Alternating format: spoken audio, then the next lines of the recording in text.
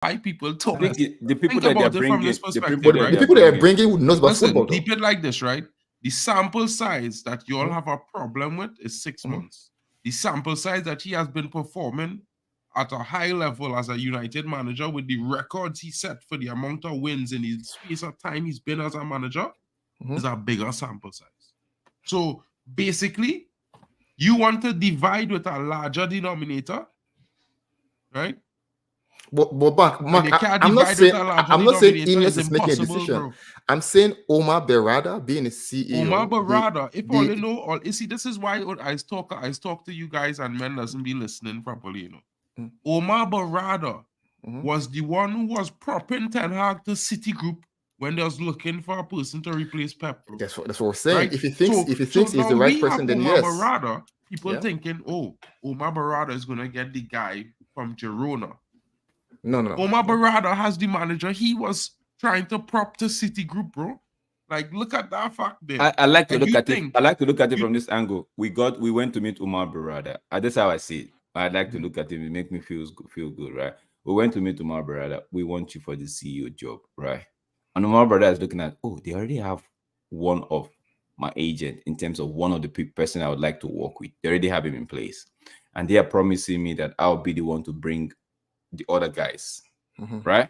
Like the director of football and the recruitment head and all of that, set things in place. They will give me so much power to do all of that, the football and restructuring thing. And he already has one piece of the puzzle in place, which is Ten Hag. So in my head, okay, that could, because I know he was one of the persons that actually was saying. Remember when it was between Ten Hag and Posh? You remember when it was between Ten Hag and Posh? People were saying, get us. Media were saying Posh, right? A few persons were saying, get Ten Hag now, because if you don't get him, for sure he's going to City. Right? And even Thierry Henry actually said he actually told Barcelona to go see how they can get Ten Hag from Ajax.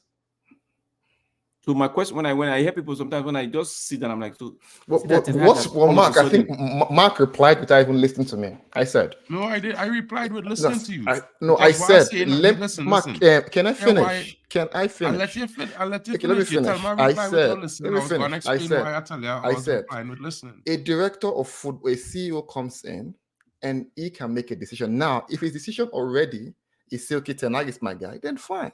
All I'm saying is that he comes and says, okay, you know what? Okay, I've this what I'm taking. Okay, I'm looking at them. Ten Hag, director of football, and they're agreeing.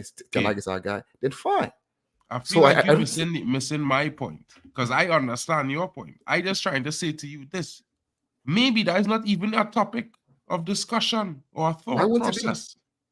Huh? No, he's saying maybe it's not a topic because in his mind, Omar Berrada already has his man. I'm asking, why won't it be a topic? I think we are missing the point there. Because football don't operate. No, Mark, that one I would disagree with you 100%. On emotion. No, I would disagree with you. Because I would disagree with you, man. Because you disagree. That's fine that you go and disagree. I'm not saying I'm right.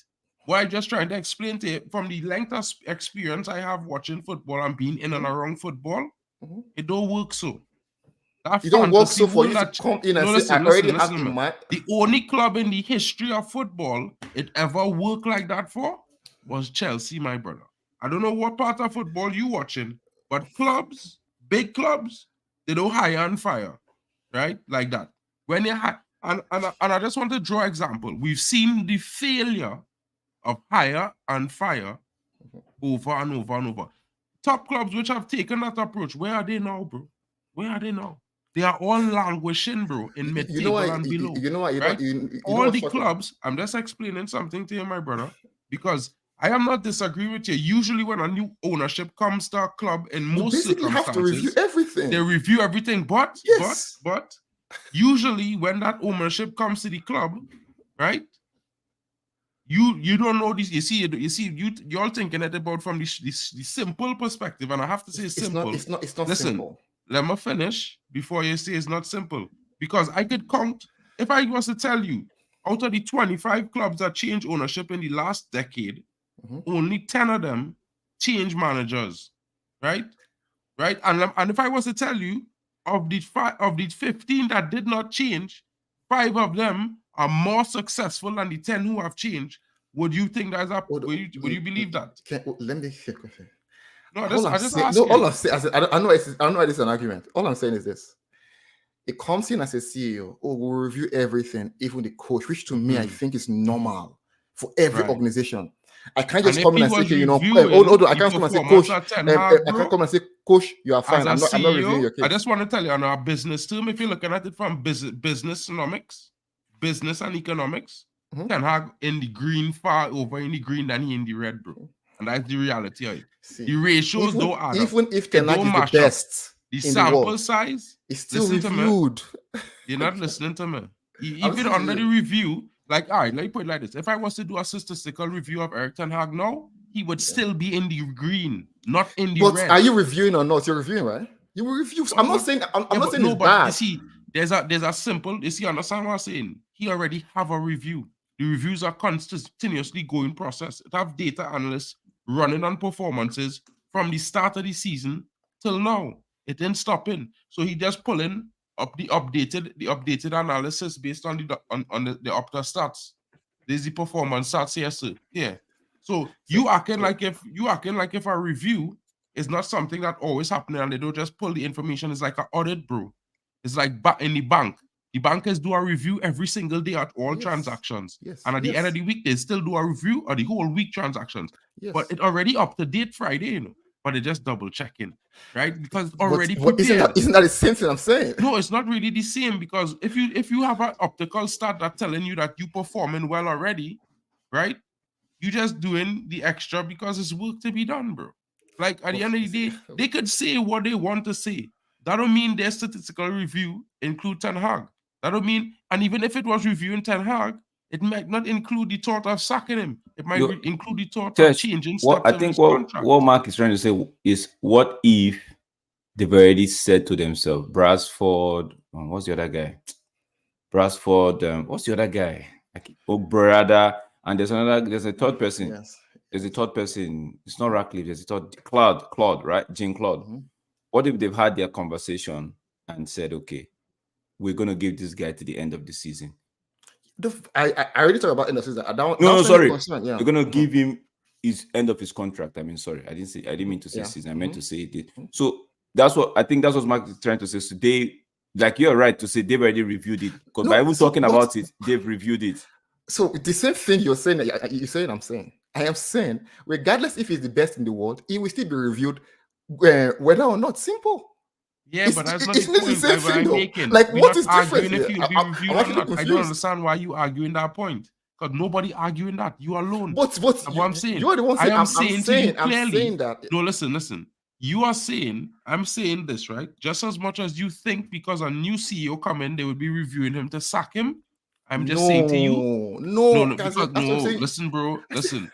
Okay, wait, Mark, that's where you're getting wrong, because he did not say review to sack. He said they will just, even if he's the best, him regardless. Review. So they're going to review and say, okay, we're going with this guy, or we're not going to go. As far as I'm concerned, right? And this is just me, right? If a manager change style and change the way I play style, right, in a season, right, there's obviously going to be games where you're going to lose.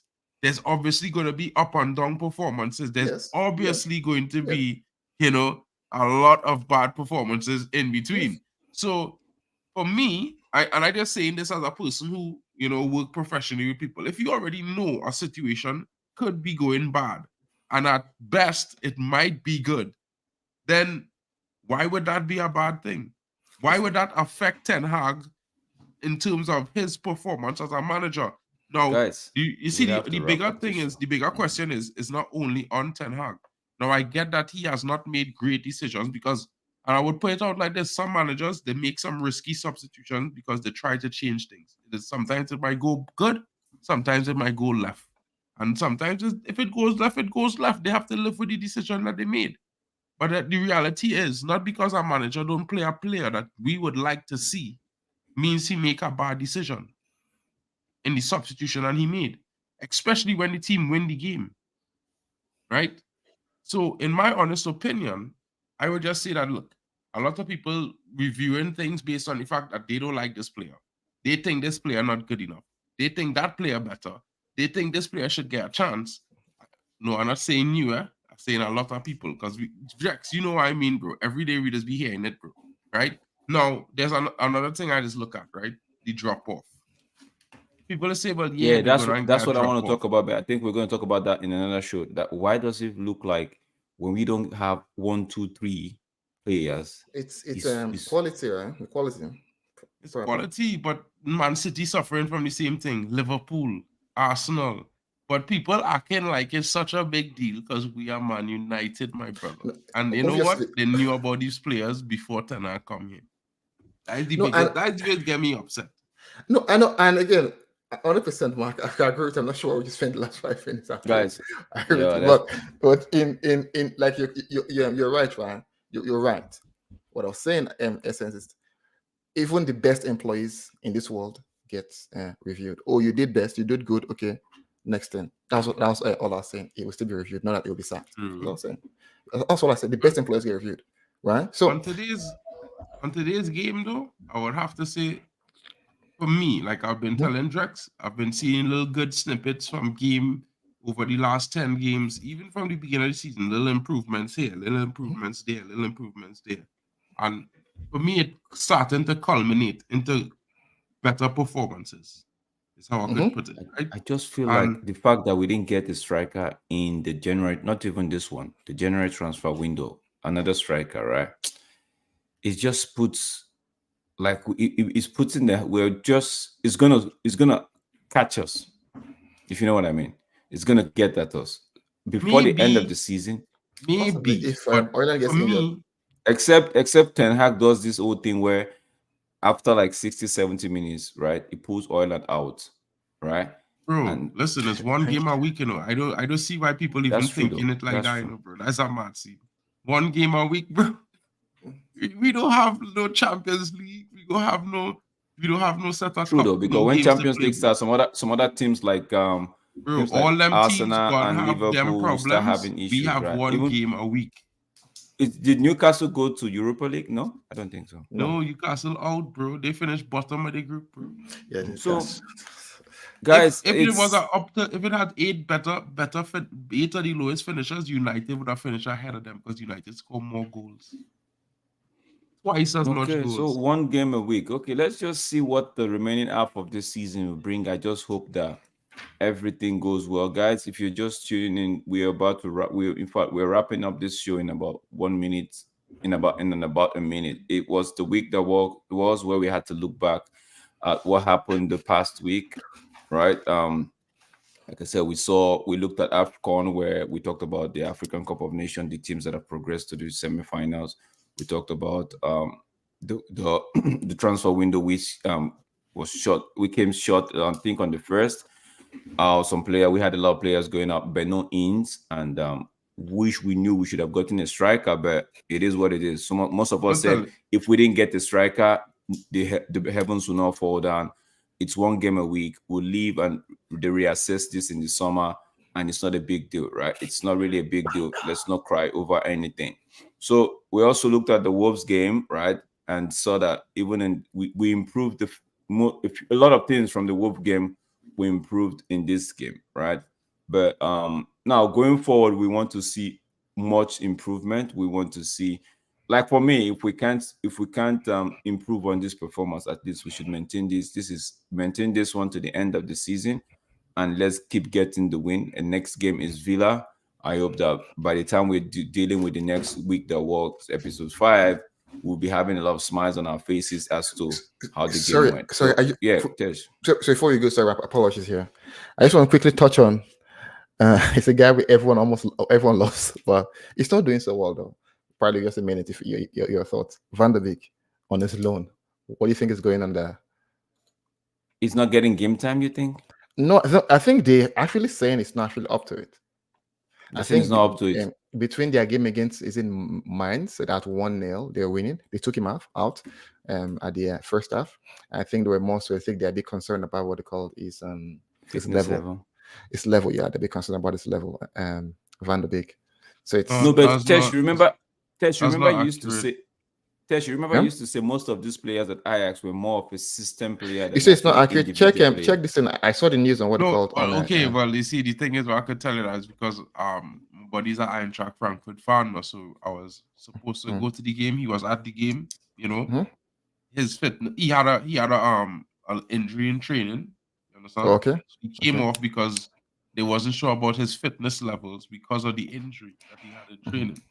So that's why I say it wasn't accurate. It's not that you know the way they pose it. They didn't put everything based on his personal fitness, but he had an injury. He picked up an injury in training before the game because in my honest opinion, my buddy, he's watched Eintracht every single game, and he was like, "Yo, Van der Beek came in and he made a difference in the team." I think he started the game, but they took him out after halftime. Yeah, because he had an injury in the pre-warm up to the game. So, you know, in all fairness, I don't think is something negative on Van der Beek. It's not like if the coach come out from the club and say, listen, this player not going to get any game time. I have to sit him down on the bench, suspend him for some, you know, in club-related reasons or whatever the case is. Not like if it's Hannibal Mejbri. So, at the end of the day, it's like, yeah, I hear that, but you know, for me, like I've been real honest, like that had nothing to do with Manchester United, have nothing to do with Erik ten Hag. He didn't buy that player. You understand? And I'm tired of fans. And to think that he's the one that actually sold the player out. I feel for him, don't lie to you. Guys, we're gonna listen. Last season was Donny's chance to get his game time and prove his worth to the club. Right? Yeah. Injuries have not been his best friend. This club have a problem, and the biggest problem about this club is the favoritism for the English core. Right now, as a United fan, we must have an English core, but we probably have the worst English core in the history of United. You know what I mean? Like these fellas, independable. One always injured. The next one, well, he does only turn on when he on. That's like, you know, one day a month, you know, sometimes 1 year, every other year.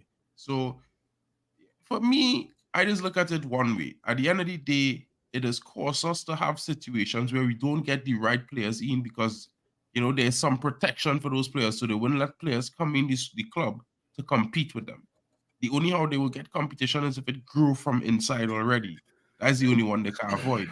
So, you know, in my honesty, is like we gotta take it for what it is right now. In this moment, United are not the United of old, guys. We are trying to get back to that situation. And I don't know if you guys have 7 minutes if you all would like to watch the post-match press conference. It's only 7 minutes long. Bro, Erik ten Hag had spoken. I'll watch it. Just send me the link on WhatsApp. I'll watch it on WhatsApp. Yeah, so y'all should check it out. I mean, it's on the Manchester website, so I don't know if y'all... Right, so, you know, just go on the website. It's there. It's 7 minutes long, and I argue everyone to take a look at that post-match press conference. I have it up on my channel if you want to check it out. I did a stream on it a few hours ago called, you know, you would see highlights of the game. In there, I played the full press conference where the manager was speaking. And he was saying word for word, like, you know, guys, don't get giddy. It's just one game. You know, it's not really to celebrate about. We are pleased by the performance, but we need more. You know, United are doing good, but we are not there where we want to be. Right? This is our exact words from Erik ten Hag mouth, I'm telling you right now. You know, he literally said to people, listen, you've seen what we can do now. You've seen the potential, but none of you all had faith in me. None of you all believed. This is what he said to the press tonight, right? And he let them know, listen, the plan was always for the youth. You see the three guys who were sitting now on top of the banner in the picture? Rasmus, Kobe, Garnacho, they were always the plan. The plan was always to go with the youth. He says the future is dark because we need to change, because of mistakes that they made previously. So now we have to get right now. So this is our project, which means if you listen to him, if you listen to our press conference, you understand that he's saying, listen, this performance today is what we was expecting to be the basic performance. This is not the best that this squad could do. More like the baseline. The squad still have a lot of improving to do because the routines are coming. Look, even Harry Maguire played today, bro, and I argue with you, our defense was better than when Varane started against Wolves. No, ask Strex. Maguire is my... Right? Maguire, and now everybody would jump on Bruno, but Bruno had one of the best games today that he had in a long time. He might not get a goal, That's true, but though. he had an assist. And people want to chop up Bruno about bro, the man had 2 missed passes all game. The third pass, I would argue, if Rashford was actually controlling the ball well, it would not bounce off him and the player would not get like 10 feet away from him. Well, Mark, Rashford tried today, though. He played well today. No, but he had a good game. And now listen, as much as I critical of Rashford, I always say it is imperative that he has a good game because he is the talisman. You don't understand what I'm saying? Like, if we had if he is not in the club would find a new talisman. The players, one of the players eventually would step up to be that talisman. When Ronaldo was here last season, the season before, right, in 21-22 season, he was the talisman. When we needed to win a game, he come up with a hat-trick 4 times.